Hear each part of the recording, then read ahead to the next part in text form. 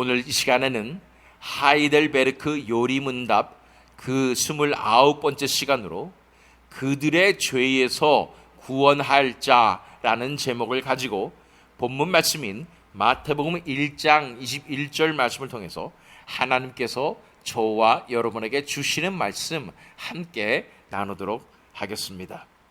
계속해서 우리 하이델베르크 요리문답에서 특별히 신앙고백, 사도신경을 통해서 하나님과 또 성자 하나님이신 예수님과 그리고 성령 하나님에 대해서 우린 자세히 하나하나 살펴보고 있는 중이었습니다. 지난 시간에 살펴본 것은 28문이었죠. 하나님의 창조와 섭리를 알므로써 우리는 어떠한 유익을 얻습니까? 라는 질문이었고, 이것에 대한 답은 우리가 역경에 처할 때는 인내할 수 있으며 모든 일이 순조로울 때에 감사할 수 있고, 세상의 어느 것도 우리를 하나님의 사랑에서 떼어놓을 수 없게 하시는 신실하신 하나님 아버지께 대한 큰 확신을 갖게 합니다. 세상 만물이 온전히 하나님의 손 안에 있으므로 그의 뜻이 아니고서는 어떠한 일도 일어나지 않습니다. 하나님께서 온 세상을 보존하여 주시고 또 온 세상에 주관하여 주시고 또 인도하여 주시는 것이 바로 하나님의 섭리라고 살펴보았고, 그 하나님의 섭리가 우리에게 어떠한 유익을 주냐면, 이렇게 그 하나님의 섭리 때문에 그 하나님을 신뢰할 수 있기 때문에 우리가 인내할 수 있고 또 감사할 수 있고 또 하나님을 확신할 수 있고, 그래서 하나님을 신뢰할 수 있다는 것입니다. 여기까지가 이제 우리 신앙 고백에서 하나님, 성부 하나님에 대해서 살펴본 것이고, 오늘부터는 29문부터는 이제 성자 하나님에 대해서 묵상하게 되는 것입니다. 29문입니다. 왜 하나님의 아들을 구세주라는 뜻을 가진 예수라고 부릅니까? 그 외아들 우리 주 예수 그리스도를 믿사오니 라는 이 고백에 해당하는 것이죠. 왜 하나님의 아들을 구세주라는 뜻을 가진 예수라고 부릅니까? 그 해답을 하이델베르크 요리문답은 얘기하고 있습니다. 그가 우리를 죄로부터 구원하셨기 때문이며, 구원은 다른 이에게서 찾아서도 안 되고 찾을 수도 없이 오직 예수에게만 있기 때문입니다. 이 예수님의 구세주라는 뜻을 가진 예수라고 부르는 이유는 그가 우리를 죄로부터 구원하셨기 때문이라고 말씀하고 있는 것입니다. 이 성경의 기록을 통해서 우리는 알 수가 있습니다. 예수님께서 우리를 죄로부터 구원하셨다는 것을 우리는 크리스천이면 다 알고 있는 사실입니다. 그런데 이 예수님의 이름에 대한 예언도 이미 성경에 기록되어 있죠. 오늘 본문 말씀인 마태복음 1장 21절 말씀 보면, 아들을 낳으리니 이름을 예수라 하라. 이는 그가 자기 백성을 그들의 죄에서 구원할 자이심이라 하니라. 그래서 아들을 낳을 때 이름을 예수라, 그래서 예슈아라고 히브리어로 말하는 이 예수는 바로 그 뜻 자체가 구원하는 사람이라는 뜻이 됩니다. 구원자라는 뜻입니다. 그렇기 때문에 호세아라는 이름도 마찬가지고 여호수아도 마찬가지고 다 하나님의 구원과 관련되어 있는 이름들입니다. 그래서 예슈아라는 이 예수님은 바로 그가 자기 백성을 그들의 죄에서 구원할 자시기 때문에 이 이름 자체가 그렇게 지어진 것이고, 실제로 예수님께서는 일상을 통해서 이 하나님의 의를 완성하시고 그 완전한 하나님이시고 완전한 인간이셨던 예수님께서 마지막 순종, 즉 십자가에서 돌아가셔서 자기 피를 흘려서 백성들을 어린 양으로서 구속하심으로 이 하나님의 의가 완성되었고, 그래서 하나님의 백성들을 구원하는 사명을 감당하게 되시는 것이지요. 우리가 또한 히브리서 7장 25절 말씀을 읽어보면, 그러므로 자기를 힘입어 하나님께 나아가는 자들을 온전히 구원하실 수 있으니 이는 그가 항상 살아계셔서 그들을 위하여 간구하심이라. 예수님의 이 구원의 사역은 십자가에서만 이루어지는 것이 아니라고 말씀하는 것입니다. 그 십자가 이전부터 예수님의 구원의 사역이 있었으며, 또한 이 십자가에서 결정적으로 사탄의 머리를 밟으시는 사역이 있었을 뿐 아니라 지금도 계속되고 있는 것은 중보자로서 이 구원의 사역을 위하여 아버지께 간구하시며, 또한 이 구원으로 이 신자들을 직접 예수님께서 이끌어주고 계시다는 것입니다. 이 구원의 사명은 지금도 계속되고 있으며, 예수님의 신실하심에 따라서 반드시 우리 안에 착한 일을 시작하신 이가 그래서 예수의 날까지 이것을 완성하시는 그 구원의 완성이 예수님의 사역을 통해서 이루어진다고 말씀하고 있는 것입니다. 그렇습니다. 예수님은 구원하시는 분이십니다. 어제도 구원하셨고 오늘도 구원하셨고 이제 앞으로도 영원토록 우리를 구원하시는 것입니다. 그래서 왜 하나님의 아들을 구세주라는 뜻을 가진 예수라고 부릅니까? 그가 우리를 죄로부터 구원하셨기 때문이며, 구원은 다른 이에게서 찾아서도 안 되고 찾을 수도 없이 오직 예수에게만 있기 때문입니다. 우리가 이것에 대해서 우리 중보자는 단 한 분 예수님밖에 없습니다 라고 하이델베르크 요리문답에서 살펴보았었지요. 왜냐하면 이 구원자의 조건은 참 하나님이셔야 되고 참 사람이어야 되고, 사람이면서도 의로운 삶을 의인이어야 됐다는 것입니다. 이 조건을 다 만족시킬 존재는 아무도 없다는 것입니다. 오직 예수님밖에 없었다는 것에 대해서 우리는 살펴보았습니다. 자, 사도행전 4장 11절 12절 우리도 이것도 살펴봤죠. 이 예수는 너희 건축자들의 버린 돌로서 집 모퉁이의 머릿돌이 되었느니라. 다른 이로서는 구원을 받을 수 없나니 천하 사람 중에 구원을 받을 만한 다른 이름을 우리에게 주신 일이 없음이라 하였더라. 그래서 하나님께서 인류를 구원하시고 하나님의 백성들을 구원하시는 이 구원의 역사, 이 은혜의 언약의 완성은 하나님께서 철저하게 준비하시고 계획하시고 온전하고 완전한 그 계획에 이어서 이루어지는 것이기 때문에 즉흥적으로 얘가 좋겠다 하는 것이 아니라 처음부터 이 계획을 하시고 하나님의 아들을 보내실 것을 계획하시고 그것을 이루신 분이시기 때문에 철저하게 예수님이어야만 했고 예수님만이 이 일을 감당할 수 있었다고 말하는 것입니다. 그래서 천하 사람 중에 구원을 받을 만한 다른 이름을 우리에게 주신 일이 없음이라고 말씀하는 것입니다. 예수님이어야 합니다. 우연이라도 다른 이름으로 구원받을 수 없다는 것입니다. 우리 인간적이고 세상적이고 객관적인 시각으로 이 종교라는 것을 보게 된다면 왜 다른 종교에는 구원이 있을 수 없습니까? 왜 꼭 예수여야만 합니까? 이런 편협한 종교적으로 편협한 이 사고방식을 가지면은 이 다원주의 시대에 이 포스트 모더니즘의 시대에 우리가 어떻게 이런 세련된 현대인이라고 불릴 수가 있겠습니까? 라고 말할 수 있겠지만 그렇다고 해서 진리가 바뀌는 것은 아닙니다. 하나님의 계획은 처음부터 동일했고 하나님의 계획의 주인공은 바로 예수 그리스도시고 예수 그리스도를 통하여 구원받을 수 있다고 하나님께서 말씀하여 주시는 것입니다. 천하 사람 중에 구원을 받을 만한 다른 이름을 우리에게 주신 일이 없습니다. 요한복음 14장 6절에 예수님께서 직접 말씀하십니다. 예수께서 이르시되 내가 곧 길이요 진리요 생명이니 나로 말미암지 않고는 아버지께로 올 자가 없느니라. 예수님만이 길이 되시는 것입니다. 예수님께서만 진리시고 생명이 되시기 때문에 예수님을 통하지 않고서는 아버지께로 올 자가 없다고 말씀하여 주시는 것입니다. 예수님만이 길로서 처음부터 정해져 있었고 그것을 철저하게 하나님께서 준비하셔서 그렇게 십자가의 사명을 감당하게 하신 것입니다. 디모데전서 2장 5절 말씀, 하나님은 한 분이시요 또 하나님과 사람 사이의 중보자도 한 분이시니 곧 사람이신 그리스도 예수라. 이 중보자로서 철저하게 완벽하게 하나님께서 준비하신 분이 예수 그리스도십니다.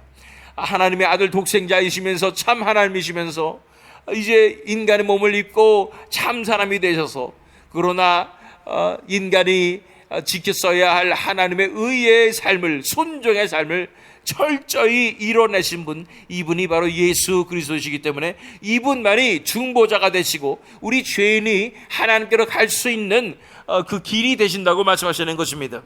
그래서 예수님을 통해서만 하나님께로 나아갈 수가 있게 되는 것입니다. 자, 왜 하나님의 아들을 구세주라는 뜻을 가진 예수라고 부릅니까? 그가 우리를 죄로부터 구원하셨기 때문이며, 구원은 다른 이에게서 찾아서도 안 되고 찾을 수도 없이 오직 예수에게만 있기 때문입니다. 이것을 이론적으로만 알게 된다면 우리가 우리 자신에게 세뇌시켜서 예수님만입니다, 예수님만입니다 하면서 그렇게 맹목적으로 그런 믿음으로 나아가게 된다면 우리 가운데 진정한 확신이 있을 수 없습니다. 그냥 신념만 있을 뿐입니다. 그래서 다른 종교가 왜 예수여만 하느냐 했을 때 그때마다 마음이 흔들리는 것입니다. 정말 예수여만 할까? 객관적으로 봤을 때 이 세상에는 많은 다른 길이 있을 것 같은데 꼭 예수여만 할 것인가, 이런 생각이 막 드는 것입니다. 그래도 억눌러서 오직 예수님만입니다 하면서 내 신념을 가지고 내 신학적인 이 개념과 지식을 가지고 나는 이걸 믿지 않으면 난 천국에 갈 수 없기 때문에 이거 믿습니다 하게 되는 것입니다. 그러나 진정으로 예수님을 만난 자들은 압니다. 이 예수님은 인격이시고 예수님 살아계시고 나와의 관계로 나아가시는 분이시기 때문에 그분을 실제적이고 인격적이고 우리가 친밀하게 만날 수 있다는 것을 알게 되는 것입니다. 그분과 친밀한 관계를 가지게 되는 사람들은 압니다. 예수님만이 진정한 하나님의 아들이시며 그분만이 우리를 구원하실 수 있는 분이시라는 것을 알게 되는 것입니다. 그분과의 사랑의 관계로 우리가 흠뻑 빠져들게 된다는 것입니다. 그럴 때 우리 마음 가운데 하나님의 나라의 차원이 열리게 될 때야 진실을 알게 되고 진리를 볼 수 있게 되는데, 그것은 예수님만이 우리의 구세주가 되신다는 것입니다. 그런 또 이유가 또 하나 더 있습니다. 요한복음 15장 5절 말씀, 나는 포도나무요 너희는 가지라. 그가 내 안에 내가 그 안에 거하면 사람이 열매를 많이 맺나니 나를 떠나서는 너희가 아무것도 할 수 없음이라. 이렇게 연합되어지고 실제적인 관계로 나아가며 그분께서 내 안에 역사하시는 그러한 실제적인 삶으로 나아갈 수 있는 존재는 예수님밖에 없다는 것입니다. 이 세상의 다른 어떤 신도 이런 관계 가운데로 우리를 이끌지 못합니다. 물론 샤머니즘 같은 이러한 아프리카나 또 아시아에 있는 또 인디안들이 갖고 있는 샤머니즘, 이런 신들은 물론 교류를 하죠. 이 영매들과 교류를 하게 되지만 그건 관계는 결코 인격적이지 않습니다. 그냥 상명하복적입니다. 기복신앙적입니다. 그 신은 앞으로 일어날 일들을 얘기해 주며 내 말을 듣지 않으면 큰일 날 것이라고 위협을 합니다. 그리고 다른 사람의 인생의 점을 봐주며 결국에 이 신이 원하는 것은 쪽쪽 빨아먹는 것이지요. 인격적이지 않습니다. 그냥 신이라는 그런 아주 못된 존재가 있는 것뿐입니다. 그 신의 힘이 두려워서 복종하는 것이고 그리고 재물을 바치는 것이고, 그래서 신에게 또 나는 얻어먹을 것을 얻기 위해서 그렇게 하는 것뿐이라는 것입니다. 실제적인 그러한 교류가 있다 하더라도 그것이 진정한 관계로 이어질 수는 없는 것입니다. 이 세상의 어떤 신도 어떠한 종교도 이런 진정한 하나님과의 또 이 예수 그리스도와의 관계처럼 이렇게 친밀하고 인격적인 관계로 나아갈 수 없다는 것입니다. 그러나 우리 주 예수님은 우리와 진정한 인격적이고 친밀한 실제적인 관계 가운데로 우리를 인도하시는 것입니다. 나는 포도나무에 너희는 가지라. 그가 내 안에 내가 그 안에 거하면 사람이 열매를 많이 맺나니 나를 떠나서는 너희가 아무것도 할 수 없음이라고 말씀하고 있는 것입니다.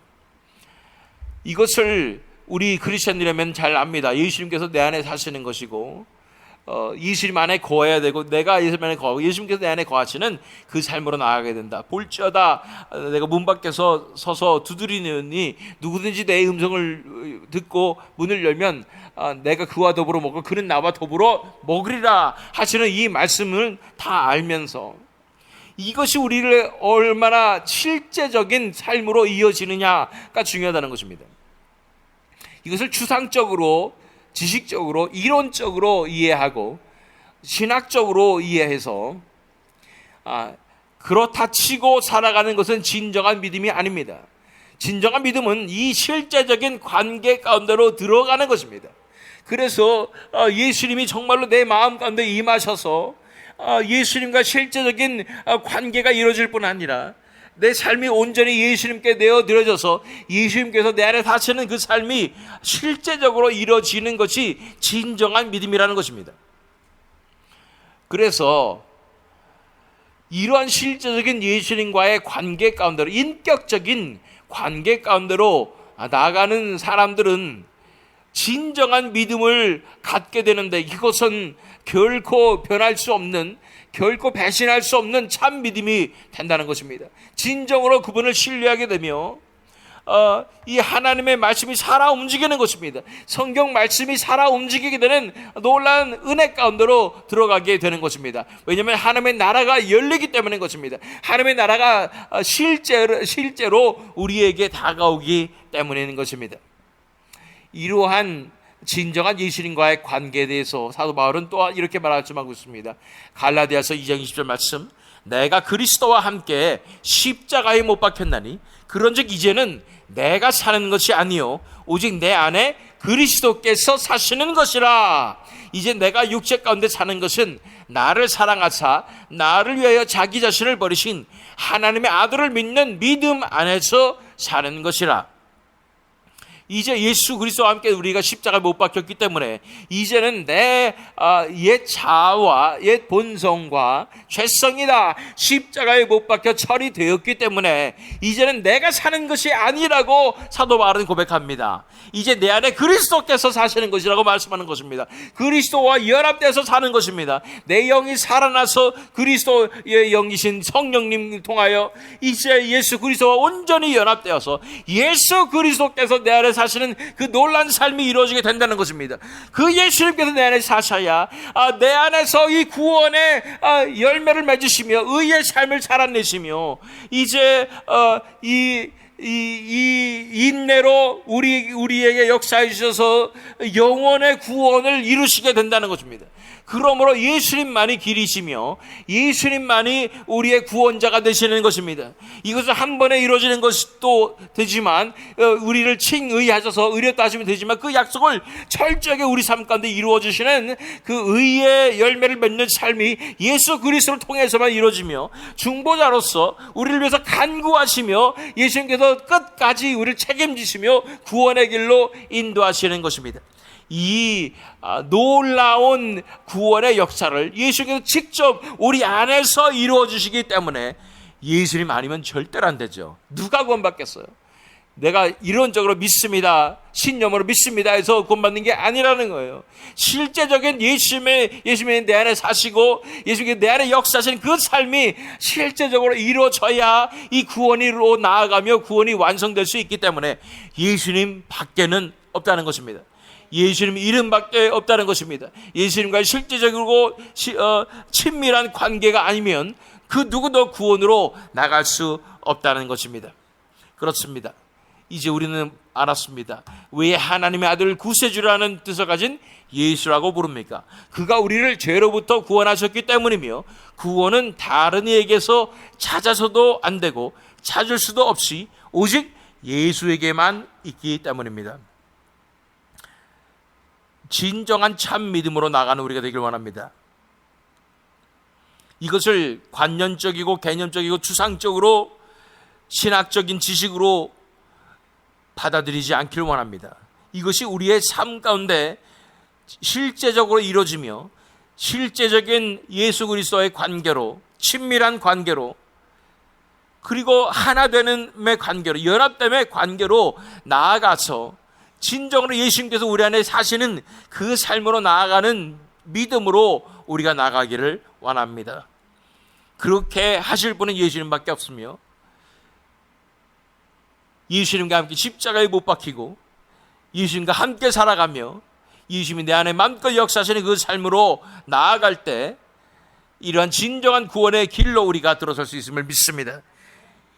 그래서 오늘 하루도 예수님 무시하지 않고 예수님께서 내 삶을 주관하시는, 직접 살아주시는 그 삶으로, 온전히 연합된 삶으로 나아가서 승리하실 뿐 아니라 이것을 통하여 하나님의 나라의 영광의 빛을 선포하며 비추시는 저와 여러분 되시기를, 또한 이 새믿음 장로교회 되기를 예수 그리스도의 이름으로 축원합니다.